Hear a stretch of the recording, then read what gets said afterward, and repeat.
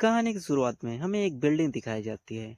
फिर उस बिल्डिंग से एक लड़का लड़की निकलते हैं। फिर वो लड़की कहती है, मिस्टर सन, सच में आज तो कुछ ज्यादा ही मुश्किलें आ चुके हैं ना। हमारे एमसी को देख के कहती है, ओह, ये आदमी ये आदमी मेरे सामने क्यों आ गया। फिर हमारा एमसी उसे देख के कहता है, ओ हनी। एमसी कहता है, आज वैलेंटाइन डे है ना हनी, आपके लिए एक जोड़ी सूती के मोजे खरीदे हैं ताकि सर्दियों में आपके पैर ठंडे ना रहें। फिर उसकी गर्लफ्रेंड मतलब उसकी बीवी घबरा के हुए कहती है, सुनो, क्या मैंने नहीं कहा था कि आप मुझे खोजने के लिए कंपनी में नहीं आना चाहिए। यह कहकर थोड़ा निराश हो जाती है। फिर वो आदमी उसे देख रहा होता है और गुस्से से कहती है, क्या मेरी बातों को तुम सुन नहीं रहे हो? इस कान से सुन रहे हो, उस कान से निकाल दे रहे हो। मैंने क्या कहा तुमसे? ये कहकर हमारे एमसी पे गुस्सा हो रही होती है। फिर हमारे एमसी के बीवी के साथ वाला लड़का कहता है, ओ, तुम पहले से ही शादीशुदा हो। फिर हमारे एमसी की बीवी घबराते हुए कहती है, हाँ, हाँ, मुझे माफ करना सन, तुम्हें पता नहीं था। कहता है, कोई बात नहीं, ये लो, मैं तुम्हारे लिए गिफ्ट लाया हूँ। ये 1 मिलियन का है। तो वो कहती है, मिस्टर मिस्टर सन, आपका शुक्रिया। फिर हमारा एमसी ये सब देख के गुस्सा हो रहा होता है अपने मन ही मन में। फिर सन कहता है कि हमारे एमसी का मजाक उड़ाते कहता है, हाँ, ये गिफ्ट थोड़ा महंगा है, लेकिन तुम इसके हस्बैंड हो, लेकिन तुम डिजर्व नहीं करते ऐसी सुंदर बीवी। हमारा एमसी अपनी बीवी का हाथ पकड़ते हुए कहता है, यूनटिंग, चलो घर चलते हैं। मैंने आज के रात का खाना पहले से ही तैयार कर लिया है। फिर हमारे एमसी का वह हाथ छुड़ा के गुस्से से कहती है, तुम यहाँ से चले जाओ, तुम मुझे परेशान क्यों कर रहे हो। हमारे एमसी के पास से वो काफी तेजी से गुजरती है और कहती है, सुनो, पिछले कुछ सालों में हम बहुत मुश्किल दौर से गुजर रहे हैं। चलो बस अब तलाक लेते हैं।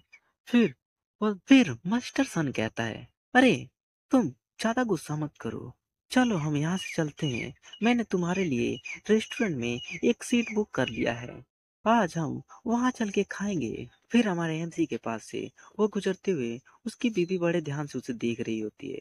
फिर मिस्टर सन कहता है, अरे चलो, उसे तुम क्या देख रही हो, अब हमारा टाइम हो रहा है, चलो अब जल्दी से। फिर उसके कंधे पे अपना हाथ रख देता है तो वो थोड़ा अनकंफर्टेबल फील करने लगती है। मिस्टर सू जाते जाते कहता है, चलो हम रेस्टोरेंट में चल के जो तुमने मिलियन मांगा था उसके बारे में बात करेंगे। और हमारा एमसी कुछ नहीं बोलता। फिर जाते जाते हमारे एमसी की बीवी कहती है, इन सालों के बाद सुमो, तुम हमारे परिवार के बोझ बन गए हो।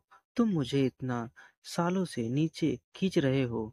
आ अब दिन भर सिर्फ खाना बनाना ही जानते हो, बर्तन साफ करना और पोछा लगाना। इसका कोई मतलब नहीं। मुझे एक जिम्मेदार आदमी चाहिए। मैं थक गई हूँ। मैं सचमुच थक गई हूँ। मुझे सहारा पाने के लिए कोई गंदा काम भी नहीं कर रही हूँ। निश्चित रूप से ऐसा नहीं कर पा रही हूँ कि, और मैं चाहती हूँ कि तुम इस बारे में सोचो और चलो अब ब्रेकअप कर लेते हैं। ये कहकर हमारे एमसी के सामने से वो जाने लगती है। फिर मिस्टर सू कहता है, तुम चैन यूटिंग के लायक नहीं हो। तुम एक बेकार पति हो। तुम्हें उसे छोड़ देना चाहिए। ये कहकर हमारे एमसी के पास से जाने लगता है। जाते जाते मिस्टर सन कहता है उसकी बीवी से, च्यूंटिंग, चिंता मत करो। तुम अपनी कंपनी के बारे में इतना सोचो मत। मैं तुम्हारी कंपनी का स्थिति जानता हूँ। 2 मिलियन कोई बड़ी बात नहीं है। मैं अपने कंपनी से इसे दे दूंगा। इसके बारे में हम डिनर के बाद बात करेंगे। ये कहकर हमारे एमसी के पास से जाने लगते हैं और हमारा एमसी ये सब देख के गुस्सा हो रहा होता है। हमारा एमसी किसी के पास कॉल लगाता है और कहता है, हेलो, मैं मिस्टर सू बोल रहा हूँ, फोर्थ यंग मास्टर, सू फैमिली से। फिर हमारा एमसी कहता है, बहुत लंबे समय से किसी ने मुझे इस नाम से नहीं बुलाया। फिर हमारा एमसी कॉल पे बातें करते हुए कहता है, मैं मिस्टर सू बोल रहा हूँ। उस कॉल पे जो बात कर रहा होता है कहता है, पूरी कंपनी घाटे में, मुनाफे के बाद कई बाजार में कीमत 1000 गुना बढ़ गई है। फोर्थ यंग मास्टर, कृपया आप जल्दी से वापस आएं। घर के मालिक ने कहा है कि आपको माफ कर देंगे। सू फैमिली मुश्किल में है और और हम आपके मदद की जरूरत मांग रहे हैं। हमारा एमसी फोन को पकड़े हुए और हंसते हुए अपने मन में सोचता है, उन्होंने मुझे माफ कर दिया, उन्हें मेरी मदद की जरूरत है। फिर फोन वाला आदमी कहता है, अरे फोर्थ यंग मास्टर, क्या आप मेरी बात सुन रहे हैं? आप आपका मैं परिवार में हम इंतजार कर रहे हैं। फिर हमारा एमसी अपनी पुरानी बात सोचता है और कहता है, मुझे छोटे से मतलब 50 मिलियन युआन एक कंपनी खरीदने के कारण मुझे अपने परिवार से निकाल दिया गया, लेकिन अब मैं वैसा नहीं हूँ। एमसी कहता है, मेरी कुछ शर्तें हैं। सबसे पहले जो नौंदाव शहर में सू फैमिली का संपत्ति है उसका देखभाल मैं करूंगा, और जो मैंने टीम बनाई थी उसका मुझे पूरा अधिकार चाहिए। और मैं तीसरा अभी तक कुछ सोचा नहीं, ये मैं सोच लूंगा तो मैं तुम्हें बता दूंगा। फिर वो कॉल वाला व्यक्ति कहता है, हाँ फोर्थ यंग मास्टर, जो आपने कहा है ये जाके मैं तुरंत मालिक को बता देता हूँ। हमारा एमसी स्कूटर से जाते हुए अपने मन में सोच के मुस्कुरा रहा होता है कि माँ, मुझे अभी भी याद है कि आपने जाने से पहले मुझे क्या कहा था। अब अब मेरे लिए बाहर निकलने का समय आ गया है। ये कहकर हमारा एमसी जा रहा होता है, तभी उसके सामने एक गाड़ी आ जाती है। हमारे एमसी के सामने वह गाड़ी रुक जाती है। फिर उस गाड़ी से एक लड़का निकल के कहता है, यो सुमो, कैसे हो तुम? फिर हमारा एमसी उसे देखकर अपने मन में सोचता है कि मैंने कभी नहीं सोचा था कि यह हिंगचैंग मुझे मिल जाएगा। फिर हमारा एमसी वह पुरानी बातें सोचता है। लू हैंग, वह कॉलेज में मेरे साथ पढ़ता था और उस समय मेरी माँ के कारण किसी को भी मेरे पहचान के बारे में पता नहीं था कि मैं सु सु परिवार का फोर्थ यंग मास्टर हूँ। और लू हैंगचैंग उस समय मेरा बहुत मजाक उड़ाता था। फिर ली हैंगचैंग अपनी कार से उतरते हुए हमारे एमसी से कहता है, अरे कुछ 5 या 6 साल हुए हमें ग्रेजुएट हुए, और ऐसा नहीं है कि तुम्हें नीची नजरों से देखता हूँ, लेकिन तुम्हारा जीवन कैसे चल रहा है? ये कहकर हमारे एमसी का मजाक उड़ा रहा होता है और कहता है, हमारे एमसी का मजाक उड़ाते हुए कहता है, अरे तुम इतने गंदे कपड़े कैसे पहन लेते हो? और इलेक्ट्रिक मोटरसाइकिल को चलाते हुए तुम कहाँ जा रहे थे? और तुम काम क्या करते हो? और तुम इतना दुखी क्यों हो? यह कहकर हमारे एमसी का मजाक उड़ा रहा होता है। एमसी उसे हंसते हुए जवाब देता है, अरे मेरे पास कोई नौकरी नहीं है, मैं अपनी पत्नी का खाना बनाने में मदद करता हूँ और घर के कामों में। ली हैंगचैंग कहता है, तो इसका मतलब तुम अपनी पत्नी के आधार पे हो, और आदमी होने के कारण तुम कुछ भी नहीं करते, तुम तो एकदम बेकार हो। क्या तुम जानते हो कि मैं क्या करता हूँ? फिर हमारा एमसी उसे इग्नोर करके कहता है, अरे मुझे तुम में कोई दिलचस्पी नहीं है, मैं यहाँ से जाना चाहता हूँ। तो हमारा एमसी उसे इग्नोर करके आगे बढ़ने लगता है। वो कहता है, अरे तुम मत जाओ ना, तुम्हें मुझ में कोई दिलचस्पी नहीं है तो क्या लिंग लोंग ने मुझ में क्या दिलचस्पी चुनी है? ये कहकर हमारे एमसी का मजाक उड़ाने लगता है। हमारा एमसी अपने मन में सोचता है, लिंग लोंग मेरी पहली गर्लफ्रेंड थी। जो उस समय लिंग लोंग मेरी अच्छी गर्लफ्रेंड थी और बेहतरीन एकेडमी प्रदर्शन के कारण मेरे पीछे लग गई थी।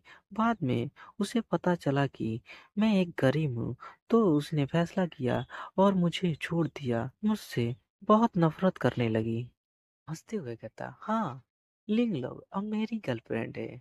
मुझे डर है कि तुम्हें इसके बारे में नहीं पता है। लिंग लोंग और हम दोनों साउथ आइलैंड पे मिंगयोन साइंस एंड टेक्नोलॉजी में काम कर रहे हैं। क्या तुमको मिंगयोन टेक्नोलॉजी के बारे में ये तुम्हें पता नहीं है? इसके ये तो बहुत प्रसिद्ध है, और जहाँ मैंने निर्देशक पद संभाला है वहीं उसने। फिर हमारा एमसी उससे कहता है, अरे तुम शांत हो जा, मुझे ये जानने की जरूरत नहीं है और मैं जा रहा हूँ, मुझे इससे कोई मतलब नहीं है। यह कहकर हमारा एमसी जाने लगता है। फिर हमारा एमसी उसे फुल्ली इग्नोर करके आगे बढ़ रहा होता है। तो ली होंग चोंग कहता है, अरे हा हा, सुमो इसके बारे में सोचो, हमारी कंपनी के पुरुष के शौचालय में अभी भी चौकीदारी की कमी है, तुम जब चाहो मेरे पास आ सकते हो। ये कहकर उसका मजाक उड़ा रहा होता है। फिर हमारा एमसी उसकी बातें नहीं सुनता और आगे बढ़ जाता है। फिर वो अपने मन में सोचता है, सुमो लिंगलोंग तुम्हारे जैसे किसी का पीछा नहीं करना चाहती थी, लेकिन तुमने उसे मूर्ख बनाया और वह तुम्हारे पीछे लग गई थी। फिर सीन शिफ्ट होता है, हमें किसी घर का सीन दिखाया होता है जहां हमारा एमसी पहुंच गया होता है और उसके सामने कई सारे गुंडे होते हैं और हमारा एमसी कुछ और सोच रहा होता है। फिर वह गुंडे बातें करते हैं कि फिर कोई कहता है, अरे वो सामने देखो एक बच्चा आ रहा है, चलो इससे पूछते हैं। फिर रेड बालों वाला जाके हमारे एमसी से पूछता है, क्या तुम बता सकते हो कि योक्सिन कम्युनिटी है ये? फिर हमारा एमसी उस रेड वालों का जवाब देता है, हाँ है, इससे तुम्हें क्या मतलब? फिर रेड वालों गुस्से से हमारे एमसी से कहता है, क्या तुम जानते हो चैन यूटिंग कहाँ रहती है? फिर हमारा एमसी कहता है, चैन यूटिंग को क्यों ढूंढ रहे हो? फिर वह अपना हाथ चटकाते हुए कहता है, हम उसे क्यों ढूंढ रहे हैं? स्वाभाविक रूप से हम उसे लड़की को देखने और हिसाब किताब निपटाने के लिए उसे ढूंढ रहे हैं। अगर वह मरम्मत के लिए 3 लाख डॉलर नहीं देगी तो हम उसका घर आज तोड़ देंगे। यह कहकर सारे हंस रहे होते हैं। हमारा एमसी गुस्से से कहता है, जिस महिला की बात तुम कर रहे हो वो मेरी पत्नी है, तुम पहले मुझसे बात करनी चाहिए। फिर वह हंसते हुए कहता है, हा, तो आप चैन यूलिंटिंग के बेकार पति हैं?